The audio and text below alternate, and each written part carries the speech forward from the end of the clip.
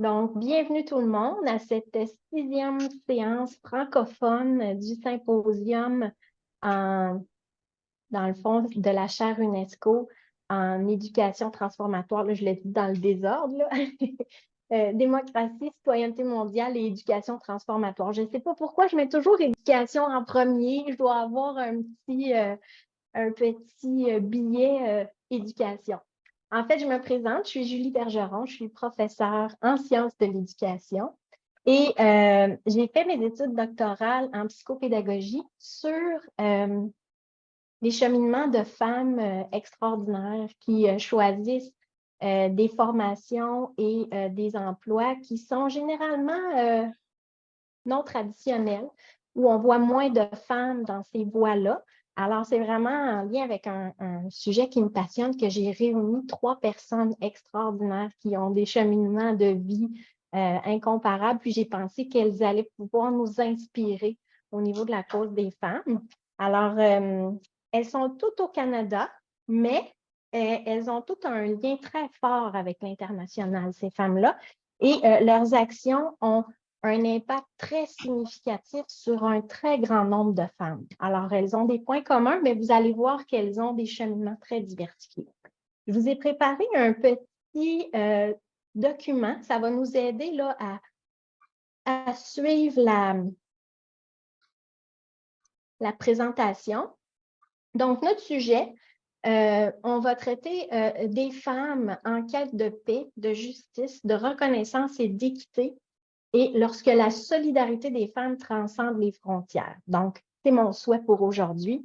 3 panélistes extraordinaires, Faiza Abdallaoui, Muriel Laberge et Carla Pierre-Paul. Je vais vous lire en bref le contexte pour qu'on puisse se mettre tout au diapason. La reconnaissance de la femme et ses droits reste un défi de taille dans plusieurs contextes sociopolitiques et culturels planétaires. Nous vivons dans un monde où les femmes occupent moins du quart des postes avec un pouvoir politique et où environ le tiers de la population croit qu'il est encore légitime pour un homme de battre sa partenaire et où 90% des hommes ont des préjugés, soit politiques, économiques, biologiques ou culturels négatifs à l'endroit des femmes. Dans ce contexte, donc, de défis persistants, des femmes francophones ou francophiles au parcours aussi exceptionnel que diversifié nous exposent ici leurs perceptions et leurs expériences relatives. Elles nous partagent leurs inspirations, défis, opportunités et enjeux rencontrés à travers leur chemin de vie qui est empreint de choix cruciaux et de courage. Inspirés de cette session, nous tenterons de formuler des constats et d'identifier des gestes concrets qui permettraient aux femmes d'aspirer à être reconnues en paix et solidaires. Alors, ça nous met dans le bain, ça nous motive à cogiter ensemble sur la situation. À l'aide de nos témoignages de Faiza Abdallaoui, Carla Pierre-Paul et Muriel Laberge, je vais vous lire des courtes bios, puis, mesdames, quand vous prendrez la parole, plus tard, si vous voulez ajouter des choses que j'aurais omises, vous êtes les bienvenus, très certainement. Donc, pour Faiza, elle est consultante en développement économique et éducatrice conférencière en littératie financière et entrepreneuriat auprès des femmes, des immigrants et des groupes marginalisés francophones et bilingues. Elle est professeure au Collège Boréal en entrepreneuriat social et chroniqueuse aux finances personnelles pour Radio-Canada. Faiza est une agente de changement engagée et une leader reconnue. Elle est franco-algérienne, établie au Canada depuis 2008. Elle s'engage également comme bénévole, ancienne présidente du mouvement ontarien des femmes immigrantes francophones, le MOFIF, et elle est actuellement présidente du Théâtre français de Toronto et membre du CA de la Fondation Club Avenir. Donc, bienvenue parmi nous, Faiza. C'est joli. Madame Carla Pierre-Paul, qui est née à Montréal de parents haïtiens du domaine de l'éducation, elle est diplômée des HEC en gestion de projet et une maîtrise en administration publique. Elle a coordonné des projets pour Oxfam Québec et l'Institut du Nouveau Monde. Elle a été dans l'équipe de direction de l'Assemblée nationale du Québec et a à son actif plusieurs collaborations internationales, notamment au Royaume-Uni. Depuis 2021, elle est conseillère municipale pour la ville de Saint-Jérôme. Elle est la première afrodescendante élue à cette ville et à cette MRC. Elle siège d'ailleurs sur 3 commissions, dont celle des femmes et de la gouvernance. Bienvenue, Carla. Merci, bonjour tout le monde. Et pour notre Muriel Laberge, elle est rectrice à l'Université du Québec en Outaouais depuis 2020. Elle est titulaire d'une maîtrise en relations industrielles et ressources humaines de l'UQO et d'un doctorat en relations industrielles de l'Université de Montréal. Elle s'est jointe à l'UQO en 1998. D'abord professeure au département de relations industrielles, elle a travaillé avec le Centre d'études et de recherche en psychologie industrielle et comportement organisationnel, aussi avec l'équipe de recherche multidisciplinaire sur les organisations en santé de l'UQO. De 2007 à 2015, Muriel a occupé les fonctions de doyenne de la gestion académique. Parallèlement à ses fonctions universitaires, elle a également œuvré en tant qu'experte conseil en ressources humaines et accompagné de nombreuses organisations des secteurs tant publics que privés dans l'amélioration du climat organisationnel, ainsi que dans l'identification et le développement du potentiel humain. La médaille de l'Assemblée nationale du Québec lui a par ailleurs été décernée en 2019 pour souligner son engagement bénévole et les services qu'elle a rendus à la communauté. Muriel est très active comme rectrice à faire rayonner l'université, les femmes ici, les femmes d'ailleurs. Donc, bienvenue Muriel. Merci beaucoup. Je suis vraiment touchée par l'invitation et j'ai hâte de partager avec vous mes idées, mes réflexions, mais surtout de m'enrichir de celles des participants. Bien, moi, je suis honorée que vous ayez toutes les trois accepté mon invitation. J'ai choisi des femmes que j'admire et je suis très, très reconnaissante que vous soyez ici aujourd'hui. Alors, je vais vous expliquer un petit peu comment ça va fonctionner, le déroulement. On va avoir une série de 7 questions qui sera posée à nos panélistes. Moi, je vais jouer le rôle un petit peu de la journaliste, mais elles ont déjà reçu à l'avance des questions. Elles ont pu se préparer, mais elles vont pouvoir s'exprimer librement en offrant des réponses à tour de rôle, mais aussi elles pourront ajouter à leur guise des éléments qu'elles estimeraient pertinents. Donc, c'est quand même convivial. À la fin, on va se réserver une période de questions pour les participantes et participants qui assistent à la session et qui voudraient en savoir davantage. Alors, sans plus tarder, tout le monde peut prendre connaissance des questions qui ont été formulées à nos panélistes. Je les ai divisées en 3 sections. Les facilitateurs et les défis que vous avez rencontrés dans vos vies respectives. Comment vous pensez qu'on pourrait soutenir les femmes avec votre expérience à vous?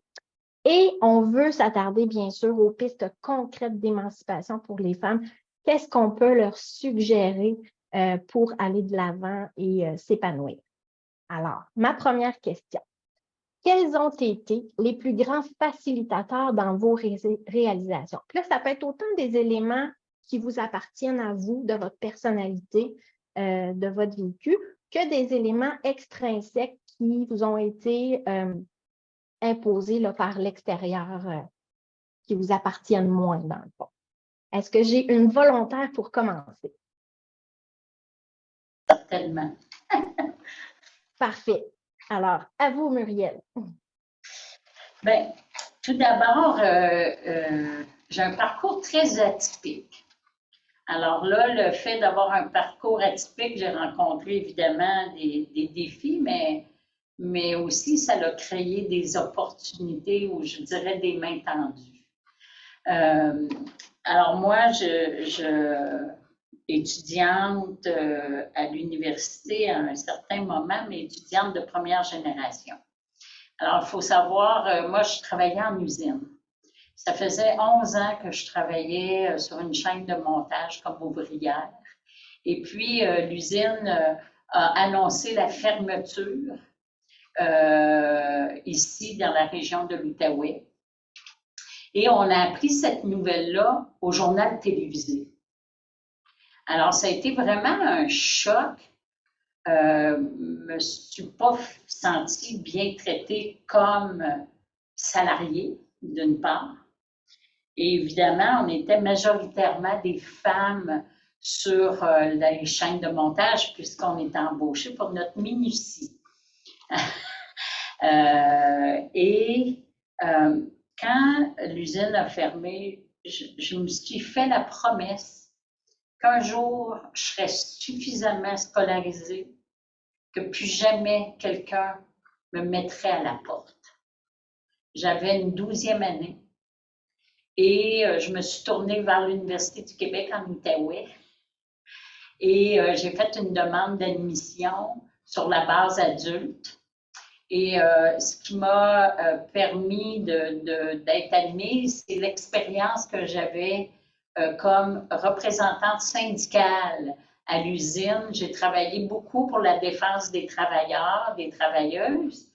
Et ce qui m'intéressait le plus dans toutes ces... je me suis fait former par la Fédération des travailleurs du Québec sur le congé de maternité, tous les lois civiles qui touchaient les droits des femmes, parce qu'on était quand même beaucoup de femmes soit mères célibataires ou non mariées, mais conjointes de fait, l'assurance chômage. Donc, tous les droits qui pouvaient nous toucher, évidemment, un délégué de grief et tout ça, mais j'avais une tendance à aller vers ce qui touchait vraiment nos droits comme femmes. Puis tout au long de mes études, quand je disais j'ai rencontré des mains tendues, mais quand les gens connaissaient mon histoire, évidemment, je me sentais très complexée à l'université. Hein. Pour moi, c'était un monde qui, après ma barre, ne me semblait pas accessible. Et souvent, j'ai eu le syndrome de l'imposteur. Là. Je me disais, mon Dieu, qu'est-ce que je fais parmi ces grands penseurs? Moi qui connais que mon usine et puis ma chaîne de montage. Mais quand les gens connaissaient mon histoire, il y a eu beaucoup, beaucoup de mains tendues pour m'aider à développer mes connaissances, mes compétences, m'encourager à poursuivre. Évidemment, comme plusieurs femmes, les défis aussi sont des défis économiques. Donc, j'étais seule avec un enfant. J'ai eu le bonheur de vivre en coopérative d'habitation où là, il y a tout un réseau d'entraide. Donc, ça a été là aussi une opportunité pour m'aider dans mon parcours. Parce que aussi, les défis, ça a été parfois de rencontrer malheureusement certains professeurs qui me disaient, ben, tu ne pourras jamais aller très loin dans tes études, tu ne sais pas écrire. Évidemment, à l'usine, on n'écrivait pas. Mais de l'autre côté, j'ai eu des femmes qui m'ont tendu la main, dont des ressources enseignantes à l'UQO qui enseignaient le français et qui m'admettaient gratuitement dans leurs cours et qui m'ont accompagnée pour développer mes compétences linguistiques. Donc, tout ça contribue à ta résilience et à ta force. Puis quand j'avais des moments un peu de découragement, parce que je me sentais coupable d'étudier, je me disais, mais je ne suis pas utile à la société, je ne contribue pas vraiment à la société. Je me rappelais les conditions dans lesquelles on m'avait mise à la porte et moi et mes compagnes de travail. Et je me disais, non, je me suis fait la promesse qu'un jour je serais assez scolarisée, qu'il n'y a plus personne qui me mettrait dehors. Bien, ça a été mon levier pour me motiver puis arriver à obtenir je pensais au début juste un certificat pour avoir quelques compétences à offrir sur le marché du travail, plus que ma 12e année où j'avais aucun métier, aucune profession. Puis je me suis fait attraper au jeu Et puis, bac, maîtrise, doctorat, puis j'ai fait toute ma carrière à l'UQO, assistante d'enseignement, de recherche, chargée de cours, professeur, doyenne, puis jamais j'aurais pensé être un jour la première femme rectrice de l'Université du Québec en Outaouais. Donc, chaque succès m'a aussi donné la confiance pour franchir un autre pas. Donc, ça a été, oui, à partir d'un événement que sur le coup, je trouvais dramatique, mais aujourd'hui, mon Dieu, comment j'ai pu, comme femme, améliorer mes conditions de vie et améliorer, en fait, maintenant, ceux de mes enfants. Et de voir que maintenant, le cycle est enclenché. Je suis une diplômée universitaire, mais ma fille aussi. Et donc, c'est une façon aussi de garder sa force et sa résilience parce qu'on voit qu'on améliore son propre sort, celle de nos enfants, mais par le fait même, celle de la société. Tellement, tellement.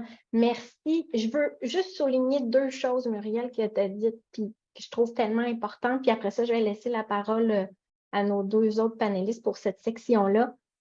C'est fou comment tu nous parles qu'à la fois les facilitateurs ont été des obstacles puis des défis dans ta vie, puis ça a été comme des moteurs de changement. C'est le fait qu'il y a eu une mise à pied, c'est un gros obstacle dans la vie de quelqu'un, d'une femme comme tu le décrivais, c'était pas facile économiquement et tout. C'est un gros défi, un obstacle qui aurait pu te mener à avoir une situation encore plus précaire, mais ça t'a donné une force.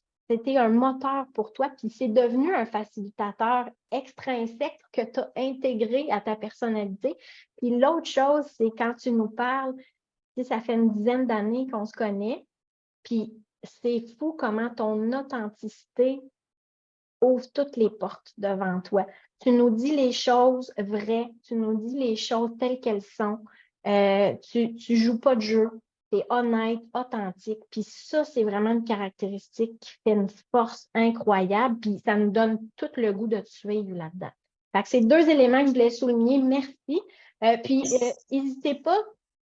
N'hésitez pas, là, Faiza et Carla, si vous voulez faire comme Muriel, puis nous faire un peu là, l'ensemble des facilitateurs défis rencontrés, on vous écoute. Merci beaucoup, Julie, pour ces beaux mots.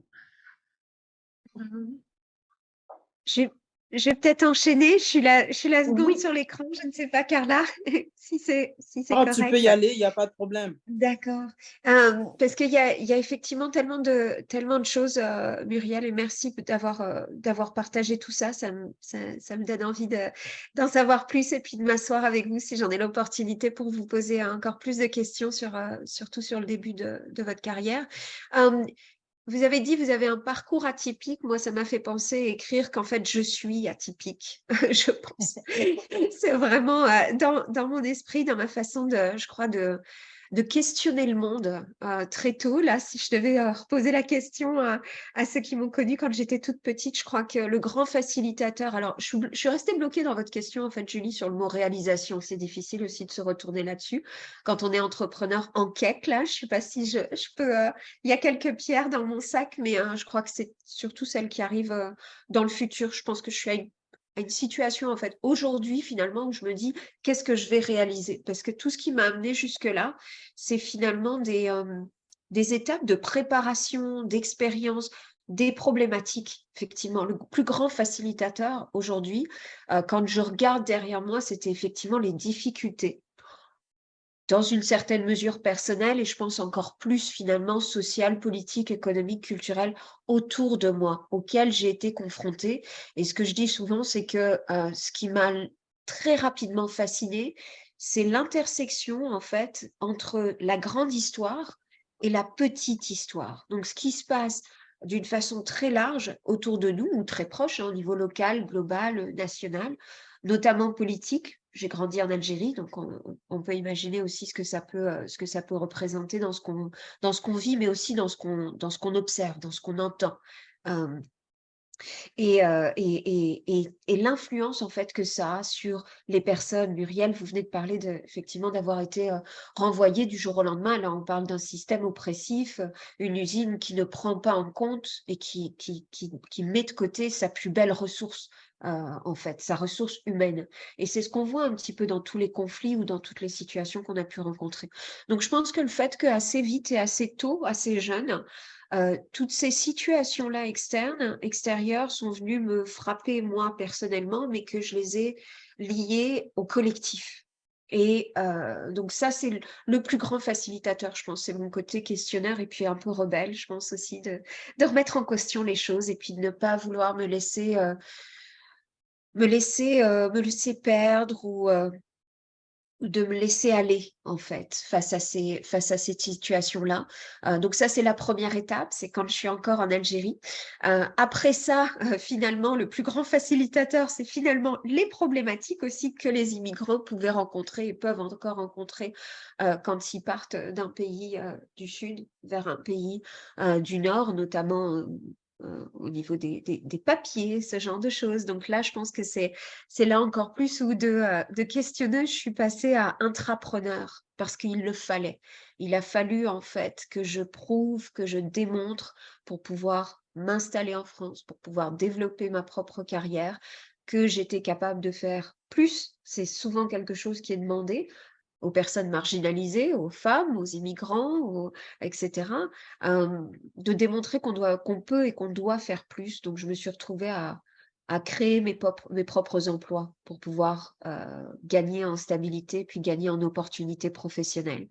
Et puis la troisième étape, finalement, avec le déménagement au Canada, et là aussi un troisième choc, je dirais, avec le repart à zéro. Overqualified, comme ils disent toujours en anglais, le surqualifié que j'ai pris comme une claque. J'utilise toujours cette expression-là. Donc oui, effectivement, les facilitateurs, c'est très négatif, mais c'est la façon dont on arrive à rebondir. Et cette troisième étape, finalement, m'a transformée en entrepreneur. Cette indépendance, cette idée de ne pas avoir à me plier aux règles des autres, mais surtout de enfin, je pense, ne plus faire de différence entre ce qui allait m'occuper, très honnêtement, 60 heures par semaine, je pense qu'on en est tous là, enfin, toutes là, en tout cas sur le panel au moins, tellement on a aussi plusieurs chapeaux, mais de ne plus faire de différence entre le temps que j'allais passer et les missions ou les objectifs sur lesquels j'allais me pencher. Ça passait par l'entrepreneuriat. Donc, grand facilitateur intrinsèque, c'est mon côté effectivement atypique là, de la façon de voir le monde.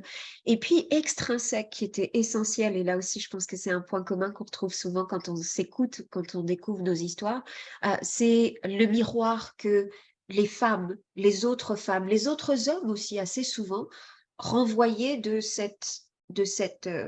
ma personnalité ou de ma façon de voir ou de vouloir faire les choses et de les valider. Non pas que j'avais besoin de cette validation nécessairement, mais je pense que c'était par leur authenticité, par leur passion, par ce qu'ils avaient pu faire aussi. J'ai parlé de l'espace, je voudrais aussi parler du temps, en fait. Les personnes qui sont passées par là avant nous et qui ouvrent un tout petit peu plus la porte, mais qui surtout nous disent je l'ai fait, tu peux le faire.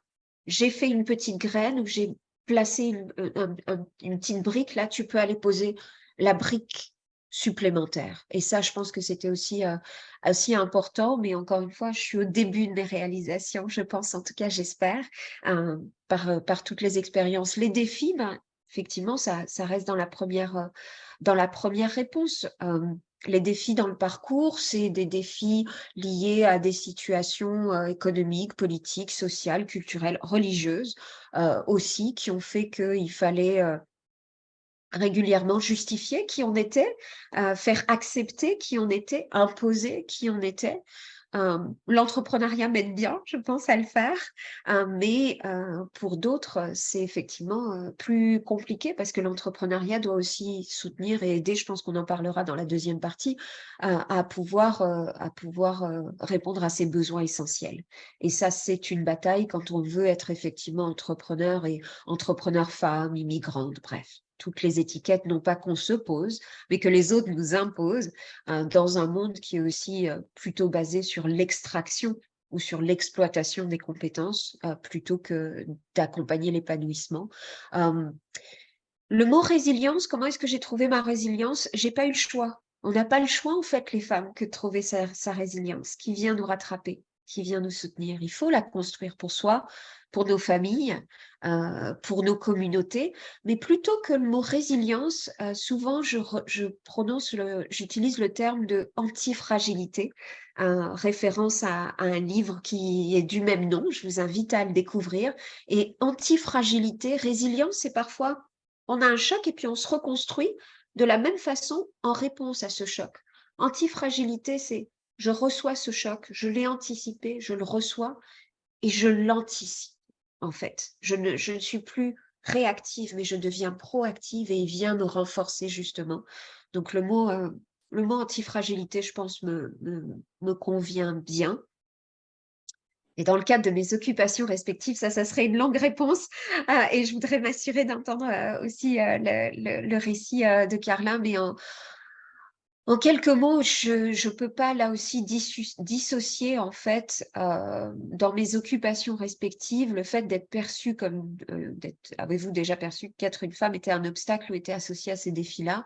Oui, mais je pense aussi que finalement, la façon dont je suis entrepreneur et la façon dont j'entreprends, en tout cas j'espère, c'est l'une de mes quêtes ou en tout cas l'un de mes objectifs, c'est que finalement mon genre disparaisse, mon origine disparaisse et ne laisse la place qu'à ce que ça crée en fait, que la création, pas la création, c'est très... mais en tout cas le résultat du projet aide à faire passer le genre comme étant secondaire. Pour moi, c'est là en fait où la quête sera réussie, c'est quand on se dira plus, tiens, c'est une femme entrepreneur ou un homme entrepreneur, c'est un immigrant entrepreneur ou quelqu'un qui est là depuis 2 ou 3 générations et étant entendu qu'au Canada, on vient tous d'une autre terre si on n'est pas autochtone. Mais c'est là où le résultat, en fait, la réalisation, la vraie réalisation à laquelle j'aspire, ça sera ça, ce résultat. C'est que finalement, mes occupations ne soient plus jugées que par leurs résultats, justement. Intéressant, intéressant. Merci, merci. Je note encore 2 éléments que je me permets. Faiza, tu es clairement une femme avec un cœur de battante. Tu te relèves, tu as plein de nouvelles vies, tu as vécu plein de nouvelles vies, tu es reparti à zéro, tu as continué à te battre. Puis tout ça, j'ai perçu que c'était dans un besoin d'autonomie et d'indépendance. Je l'ai perçu, tu l'as nommé.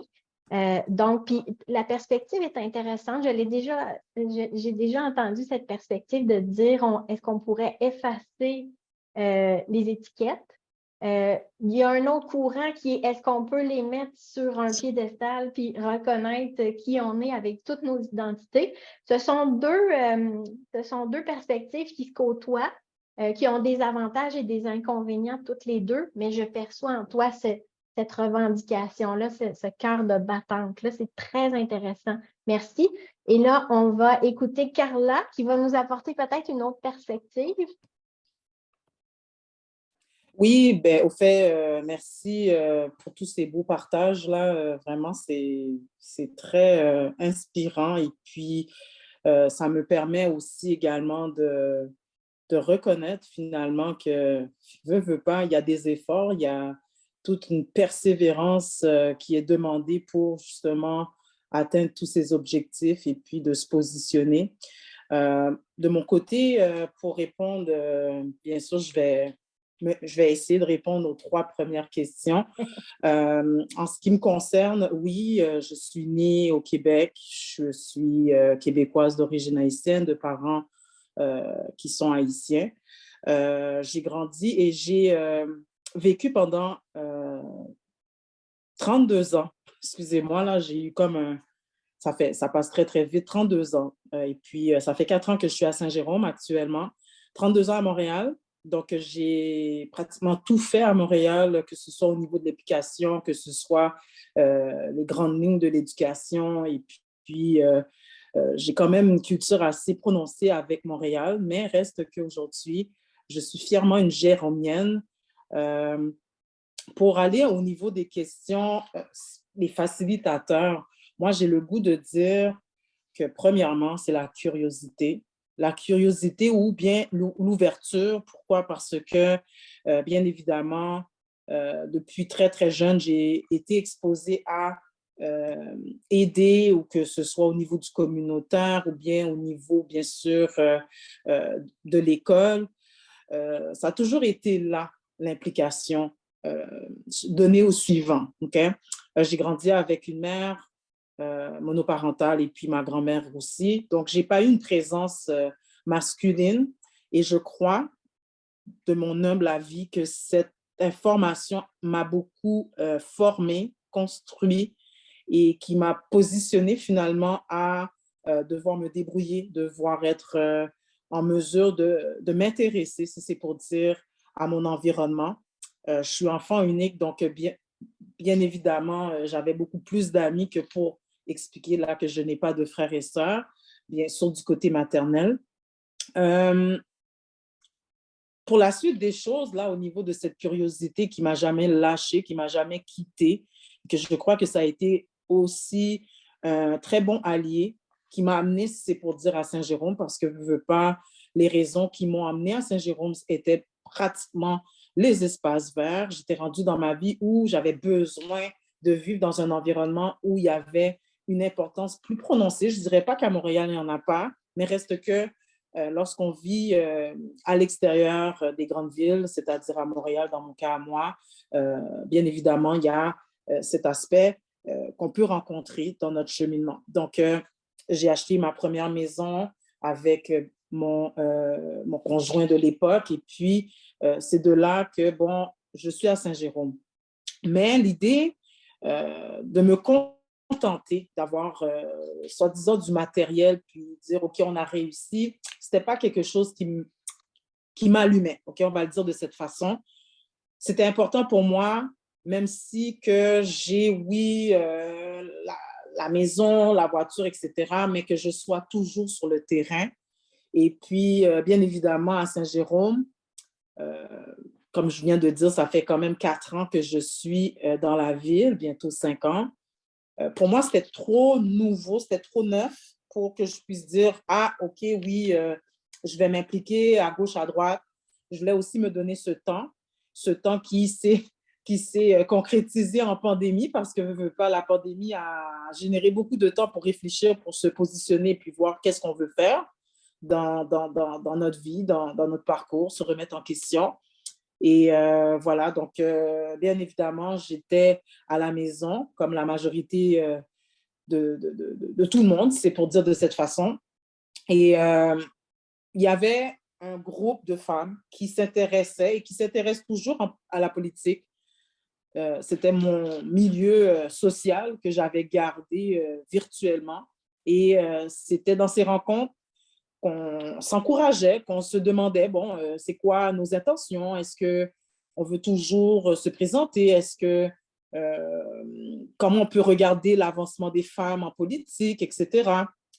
Et puis, je vais faire ça très, très, très court, là. Finalement, on m'a encouragée, on m'a mis en position de devoir, que ce soit pour rencontrer telle personne, faire quelques connaissances et puis de découvrir finalement s'il y avait une possibilité de me présenter, parce que le temps qu'il y avait entre la pandémie et les élections municipales, il n'y avait pas je veux dire, c'était pas dans 2 ans que j'avais pas 2 ans pour pouvoir réfléchir, est-ce que oui ou non j'allais me présenter, c'était une question de moi.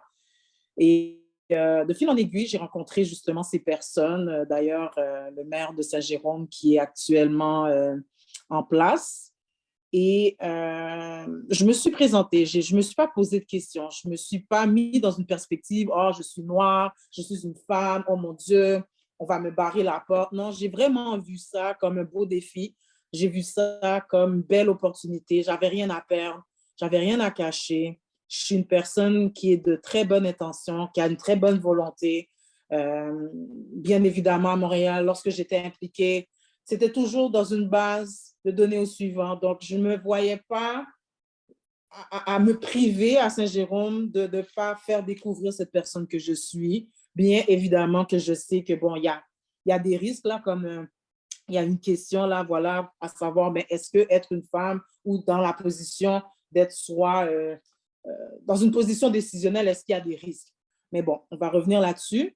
Mais reste que finalement, je suis devenue élue au sein de 13 membres. On est 13 membres dans le conseil municipal à Saint-Jérôme.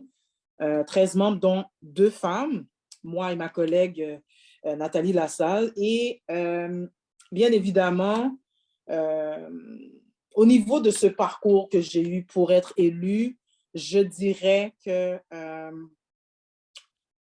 je vais parler en mon nom et bien sûr selon ma culture au niveau de communauté noire.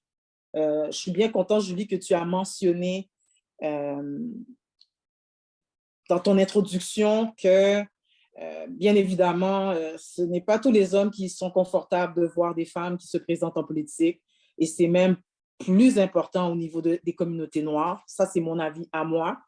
Je l'ai vécu personnellement. Ça n'a pas été facile, OK? Reste que c'est possible. Et puis, il faut de l'audace. Il faut de l'audace, il faut être débrouillard, il faut être curieux. Il faut avoir du courage, OK?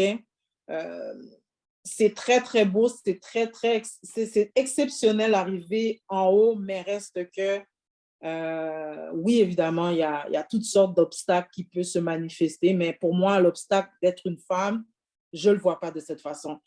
Si je dis que c'est un obstacle d'être une femme, c'est déjà me donner une barrière, déjà de m'éliminer dans cette chance que je dois me donner pour avancer. Donc, je ne dirais pas que c'est un obstacle, mais je dirais que c'est une opportunité. C'est une opportunité de me faire connaître en tant que personne qui, oui, l'éducation est très importante. L'éducation qui, oui, qui est sensibilisée sur l'idée de se positionner et puis de persévérer aussi parce que bien évidemment, dans n'importe quoi, rien ne s'acquiert sans effort. Et je veux aussi dire également au niveau de... il y a un mot là qui a été dit, la résilience. Oui, effectivement, la résilience, comment je pourrais dire ce mot pour moi? Écoutez, lorsqu'on veut arriver dans un poste décisionnel, dans un poste où on est regardé, on est suivi, bien évidemment, il va y avoir des situations qui vont nous amener à être résilients, mais ce n'est pas là-dessus que je mettrais toute l'énergie parce que veux pas, il faut se donner cette chance, il faut se donner cette possibilité de se dire, mais oui, c'est possible pour moi. Mais encore une fois, c'est une question de mentalité, c'est une question de culture. Et puis, voilà. Bon. Bien, merci, Carla. J'ai cru percevoir que tu rejoignais un peu Faiza dans l'esprit de on n'a pas besoin d'apposer des étiquettes sur moi pour que moi, je décide d'avancer. Tu nous as mentionné la débrouillardise, la curiosité, l'importance de ton soutien social qui t'a encouragé à aller de l'avant. Il y a beaucoup de ta personnalité mise devant, mais pas tant les étiquettes qui t'ont poussé à t'impliquer. Alors, c'est intéressant, c'est un bon rapprochement qu'on peut faire ici. Alors, sans plus tarder, on va y aller à l'autre section des questions, puis on pourra fusionner la même chose parce que cette question-là, je l'ai mis à la demande d'un collègue qui me dit « Moi, Julie, je suis toujours mal à l'aise parce que je suis un militant des femmes. Puis là, quand je propose quelque chose, je me fais freiner en disant « Ouais, mais là, tu sais, toi, laisse-nous décider, tu es un homme. » Fait qu'il dit « J'ai comme un malaise, comment je peux vous aider? » Il me l'a formulé comme ça, fait que j'ai dit « On va le mettre ici. » Puis ça peut aussi servir de qu'est-ce qu'on a besoin dans la société finalement pour que toutes les personnes puissent soutenir les femmes. Donc, qu'est-ce qu'on dit aux hommes et aux garçons? Est-ce qu'on a des idées? Je veux bien me lancer parce que je ris déjà de l'anecdote en fait que tu viens de rajouter, Julie, sur cette question-là.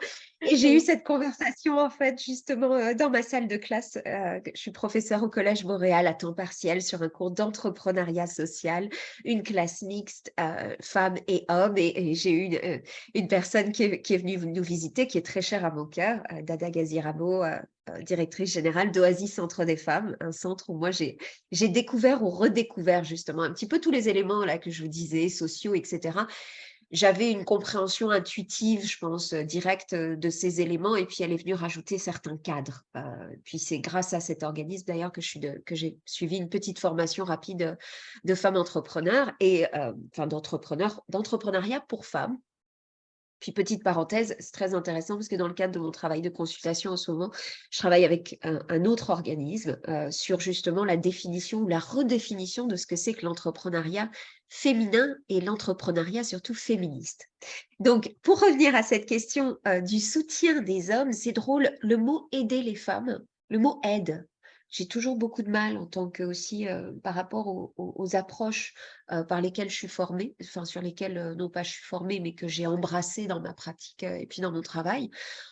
On n'a pas besoin d'aider quelqu'un. On veut soutenir quelqu'un dans son épanouissement. Et je dirais à votre collègue, comme à tous les hommes et les garçons d'ailleurs, moi j'ai un fils là qui est sur la route du retour de l'école, de son secondaire, donc vous allez peut-être entendre une porte à un moment.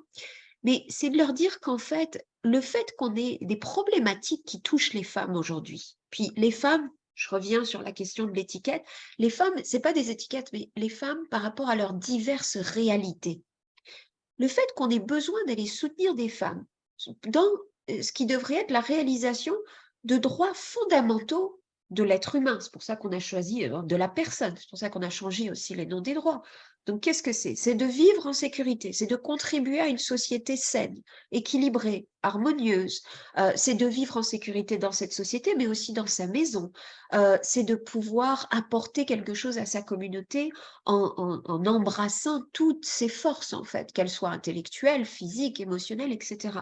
Donc, le fait qu'il y ait une problématique de cause des femmes depuis plusieurs générations vient aussi, en fait, refléter à quel point les hommes eux-mêmes, certains hommes en tout cas, ou au moins ceux qui ne sont pas en position de pouvoir, vivent d'une façon ou d'une autre les conséquences de ce déséquilibre et de ce manque d'harmonie et de ce manque d'équité, de justice que l'on devrait voir dans nos communautés. Donc finalement, je voudrais dire aux hommes et aux jeunes, et en tout cas c'est ce que je leur dis, c'est qu'il n'y a pas l'un et l'autre. On est tous les deux dans le même espace et donc, alors je ne vois plus les questions du coup et ça m'aidait à garder le fil, en fait, Julie, sur ce que je devais dire, mais je vais revenir. Je vais vous les mettre dans le chat parce qu'on m'a demandé d'enlever le partage pour voir mieux nos visages. Pour voir les visages. Mais je vais les mettre dans la boîte chat comme ça, vous allez pouvoir les voir. Bien sûr. Donc, comment contribuer pour les hommes et pour les garçons, c'est de se reposer une question fondamentale. D'ailleurs, c'est ce que j'ai la chance d'aller fouiller en fait dans le cadre de ce projet sur l'entrepreneuriat féministe. C'est les valeurs en fait, les valeurs qui aujourd'hui guident notre société, la société dans laquelle on vit. On pourrait aussi se reposer. Je regardais rapidement plutôt la présentation d'un de vos panélistes sur les questions de la paix en fait. Et là, on voit que les valeurs qui guident aujourd'hui le monde dans lequel on vit, on est basé sur l'exploitation, on est basé sur la domination d'un groupe sur un autre. je vois un homme qui pourrait effectivement, 90% d'entre eux, vous le disiez dans l'introduction, ont des préjugés face aux problématiques que pourraient vivre les femmes. C'est-à-dire qu'ils ne voient pas leurs propres problématiques. Ah, voilà la porte qui s'ouvre et le garçon en question qui arrive. Je suis désolée pour le son. Mais il y aurait tellement de choses à dire aussi sur cette question-là, mais veulent appuyer et militer pour la cause des femmes. Comment peuvent-ils s'y prendre? Ils doivent s'y prendre pour tous et ne plus voir là aussi une étiquette et cet autre. C'est pas cet autre. On est tous dans une communauté dans laquelle nous devons pouvoir tous nous épanouir avec et non pas contre. Donc de repenser toutes leurs modalités d'interaction, etc. à partir de ça. Et la première question qui était que doit-on, de quoi avons-nous besoin comme société pour faire progresser la cause des droits des femmes?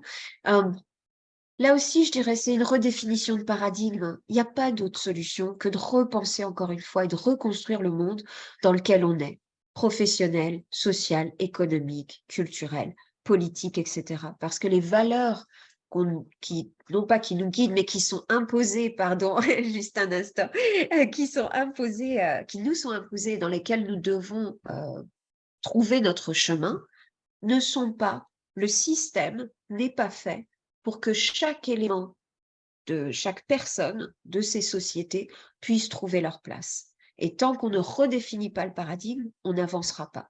Donc même quand on pense à soutenir les femmes à accéder aux postes traditionnellement plus masculins, pourquoi est-ce que ces postes sont considérés comme étant masculins?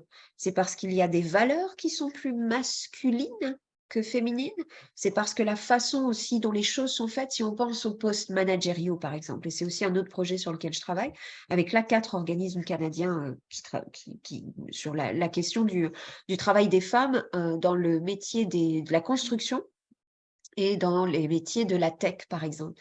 Mais quand on commence à regarder pourquoi est-ce qu'on n'a pas de femmes managers, c'est qu'en fait, on a un préjugé sur qui doit être et qui peut être manager aujourd'hui, qui peut diriger une société. Et on va chercher, même quand on regarde les hommes vont être jugés sur les qualités qu'ils apportent ou sur les stéréotypes qu'ils ont.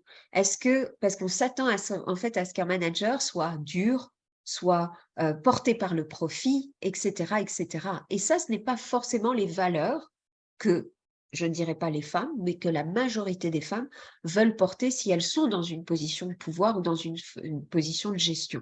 Donc, j'essaie d'aller vite sur des sujets qui, effectivement, moi, dans ma vie quotidienne, m'occupent du jour au matin et même pendant la nuit. De résumer, difficile, mais en tout cas, ces deux messages-là, le premier, c'est on ne cherche pas à appuyer l'autre, mais à s'appuyer tous ensemble, parce que c'est comme ça qu'effectivement, on va pouvoir avancer harmonieusement, et en ouvrant aussi les yeux sur les propres problématiques que les hommes rencontrent. Et puis, le deuxième élément, c'est vraiment de repenser ce paradigme-là. Pas d'autres possibilités. Ouais. C'est un bon résumé. Le changement de paradigme, puis s'attarder à l'ensemble. Ça, c'est encore une fois pas nécessairement le courant qui est accepté présentement parce qu'on a quand même besoin de soutenir davantage ceux qui sont brimés. Mais je comprends qu'on veut arriver à ça. On veut y arriver. Je me permets brimer pour faire monter, pour rebrimer en fait, parce qu'on reste dans le même système. On ne change pas le... Ouais, c'est ça. Une bonne... C'est ça. J'aimerais entendre Muriel là-dessus. Je vois que tu as le goût de parler, là. Oui. Ben, je ne vais pas tout reprendre puis aborder. Il y a des choses avec lesquelles je suis entièrement d'accord, mais pour moi, parce que ça m'interpelle beaucoup quand on parle de valeur. Puis, pour moi, je trouve que comme femme, j'ai une très, très grande responsabilité de promouvoir les autres femmes, leur succès. Tout à l'heure, j'ai parlé du fait que moi, je suis arrivée à l'université et j'avais un syndrome d'imposteur. Puis, tu sais, c'est beaucoup l'appui, le soutien, la reconnaissance, les encouragements qui finissent par te convaincre que tu as le droit à cette place, puis après, on règle les vieilles choses. Là. Moi, je suis beaucoup plus âgée que vous tous ici autour de la table. Donc, il y a beaucoup de préjugés qui relèvent des années passées, mais je trouve qu'on a une grande responsabilité comme femme au niveau de ce soutien. Puis souvent, quand on le fait, on devient aussi un modèle, autant pour les hommes, les garçons, les autres femmes. Et c'est par ce système de valeurs qu'on va arriver à modifier les systèmes, les cultures. Et moi, j'y crois beaucoup, puis c'est un leitmotiv pour moi comme dirigeante de l'université. C'est que je tente de véhiculer des valeurs qui sont partagées par les hommes, mais qui sont peut-être pas mises autant de l'avant en termes d'équilibre, en termes de reconnaissance, en termes d'authenticité, de reconnaissance de l'erreur, d'être humble et d'être plus collective. Le pouvoir, ça se partage. Et plus on le partage, plus on va loin. Donc, quand vous parlez, Faiza, des valeurs, ça vient beaucoup me chercher. Ça a été une des choses, et j'ai même créé un mur des valeurs à l'université. Parce que je me suis dit, ça commence par des symboles, afficher nos valeurs. Ensuite, il faut évidemment agir en conséquence avec ces valeurs-là. Donc, la route est longue, mais je crois que plus on va faire cette promotion, plus on va réussir. L'autre chose aussi que je trouve importante au-delà de la promotion, c'est de dénoncer. Puis quand je dis dénoncer, là, c'est pas avec les caricatures que l'on fait souvent des femmes hystériques qui dénoncent, c'est pas ça. C'est juste parfois de faire prendre conscience que quand vous me dites comme dirigeante que je suis émotive, pourquoi est-ce que vous qualifiez plutôt l'homme de soupe au lait ou d'orgueilleux ou alors que je sens dans cette distinction de qualificatif un côté plus moins rationnel et hypersensibilité qui pourrait faire que je pourrais arriver à des mauvaises décisions versus l'orgueilleux, ben lui, il va se défoncer puis on va atteindre nos résultats. Derrière ces mots-là, il y a des préjugés.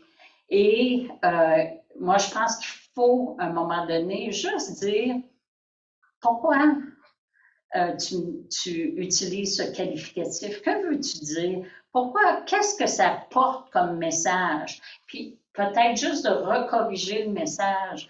Moi, je pense que ça, c'est important plutôt que de fermer les yeux, laisser faire, acheter la paix. Ce que l'on fait, puis je ne veux pas dire que je ne le fais pas, je le fais des fois parce que la route est longue et on ne veut pas être toujours en mode de rectitude ici et ça, mais moi, je pense qu'un mariage de valeurs et de recadrage a sa place. Et quand, Julie, tu parlais d'authenticité, ben, je pense que ça fait partie de cette démarche d'authenticité.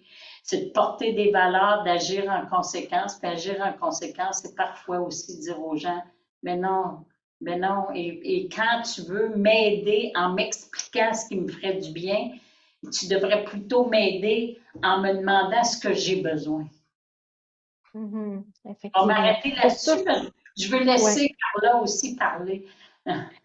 Oui, mais c'est vrai que dans un poste de gestion, on voit beaucoup de problématiques surgir, puis on n'a pas le choix d'intervenir. On n'est plus dans le niveau, mettons, philosophique de ce qu'on souhaiterait. On est vraiment dans le concret sur il faut agir pour éviter l'escalade ou de brimer davantage. Merci, Muriel.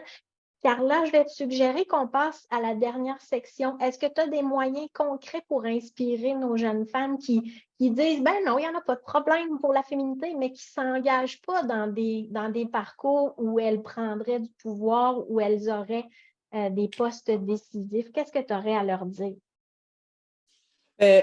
Justement, dans cette question, j'ai vu deux mots que personnellement, j'ai un inconfort de mentionner peu sembler risqué. En politique, bien évidemment, il y a un risque. OK? On se lance en politique, il y a un risque au niveau de qu'est-ce que les gens vont penser de nous, de l'idée finalement d'une femme qui se présente en politique. Bon, maintenant, est-ce que ça va être quelqu'un qui est là pour nuire ou est-ce que ça va être un chiffre? Est-ce que ça va être une statistique? Est-ce que c'est vraiment une personne qui est nécessairement prête à être dans cette atmosphère qui très souvent peut être très, très...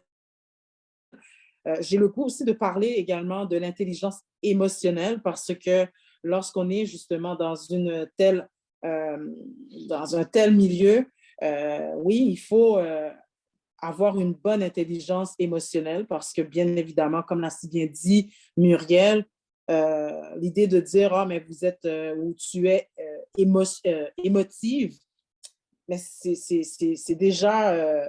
ce n'est pas un terme intéressant qui peut encourager une femme à se présenter en politique. Quel conseil que je pourrais dire? Bon, déjà là, en partant, il faut arrêter de se dire, oui, OK, je vais reprendre mon introduction. C'est extraordinaire de se positionner, d'être dans une fonction décisionnelle, là, que ce soit gestionnaire, que ce soit femme d'affaires ou être en politique. Il y a des risques. C'est pas peu, ce n'est pas, comme dit la question, qui peut sembler risqué. C'est risqué. C'est risqué. Il faut être confortable avec le risque. Il faut être confortable à être dans une zone d'inconfort. OK? Ça, déjà là, il faut faire la paix avec ça parce que sinon, on ne va jamais faire ressortir son potentiel. On ne va jamais faire ressortir la pertinence de notre présence dans un tel milieu. Donc, un conseil que je pourrais dire, c'est d'être confortable avec le risque, d'être confortable au minimum, en tout cas, de comprendre que c'est faire partie j'ai le mot en anglais, mais je ne vais pas le dire en anglais, mais c'est de faire partie d'un changement de société lorsqu'on se présente en tant que femme. Bien évidemment, il ne faut pas voir ça comme « Ah, OK, puis c'est mon message pour les hommes ». Il ne faut pas voir qu'une femme, c'est une statistique, que c'est un chiffre, que c'est une opportunité. Il faut le voir que c'est une personne qui mérite et qui doit être nécessaire pour l'avancement d'une société. Voilà. Excellent, excellent. Bien, ça va être notre conclusion parce qu'il y a une autre session qui débute à 4 heures, mais c'était une très belle conclusion. Il faut oser, il y en a un risque, mais on a le droit et même le devoir de le faire pour les futures générations. Donc, merci. Est-ce qu'on a le temps, Clarissa, pour une question ou il faut tout de suite passer au prochain? Patrick? Vous pouvez. Oui, on peut? Oui. OK. Est-ce qu'on aurait une question